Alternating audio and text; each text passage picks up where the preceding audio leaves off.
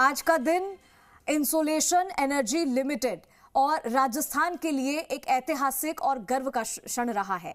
INA solar का NSE और BSE के मेन बोर्ड पर लिस्ट होने पर कार्यक्रम आयोजित किया गया। इस कार्यक्रम में विशिष्ट अतिथि ऊर्जा राज्य मंत्री हीरालाल नागर रहे।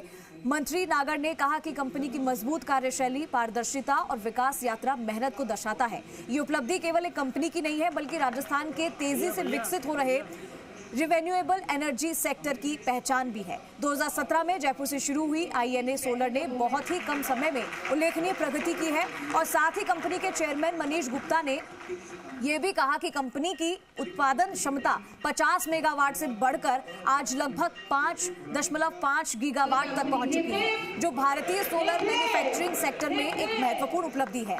इस अवसर पर एमडी विकास जैन ने कहा कि ये प्रयास दर्शाता है कि अगर सही दृष्टि, मेहनत और संकल्प हो तो राजस्थान से शुरू हुई एक कंपनी भी राष्ट्रीय और वैश्विक स्तर पर अपनी पहचान बना सकती है। भैया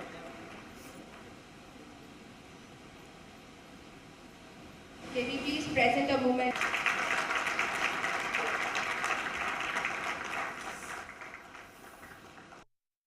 बिना सपोर्ट के ये कंपनियां आगे बढ़ी है। अभी हमारे इसी बजट में मुख्यमंत्री भजन लाल जी ने अपने रिप्लाई में ऐसी सोलर मॉडल मैन्युफैक्चरिंग के जो जिसको अभी तक नहीं मानते थे सेल मैन्युफैक्चरिंग है, इन सबको ही अब शामिल करते हुए रिप्स की सब सुविधाएं उसमें मिलेंगी। और अगर 500 करोड़ से ज़्यादा का इन्वेस्टमेंट है तो उसके लिए स्पेशल पैकेज की भी व्यवस्था की गई है, ताकि वो अपनी किस तरह की सुविधाएं चाहिए वो भी उनके लिए द्वार खुले हुए हैं सरकार के। तो यहाँ आए इन्वेस्टर आए, बातचीत करें क्या इन्वेस्ट करना चाहते हैं। हम राजस्थान सरकार उनको और उनकी जो ज़रूरतें हैं उनके साथ साथ उनको अधिक से अधिक सुविधाएं दे करके और उनको निश्चित रूप से यहाँ बढ़ावा देने का काम करेंगे।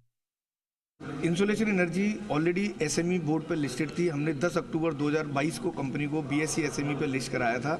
आज कंपनी के लिए बहुत बड़ा दिन है कि हमने आज कंपनी को बीएसई से एसएमई से माइग्रेट करके एनएसई मेन बोर्ड और बीएसई मेन बोर्ड पर लिस्ट कराया है। तो ये निश्चित तौर पर जयपुर के लिए, राजस्थान के लिए एक बहुत बड़ी उपलब्धि है कि आज जयपुर की एक कंपनी जो कि एक छोटी सी 50 मेगावाट की मैन्युफैक्चरिंग से शुरू हुई थी कंपनी हमारी आज, और आज हमने 5,500 मेगावाट से ज़्यादा का मैन्युफैक्चरिंग बेस राजस्थान में अपनी 3 फैक्ट्रियों से बनाया है। और मुझे उम्मीद है कि आगे आने वाले टाइम में सरकार का इसी तरीके से सपोर्ट रहा तो हम अपनी मैन्युफैक्चरिंग कैपेसिटी को और प्लस करेंगे।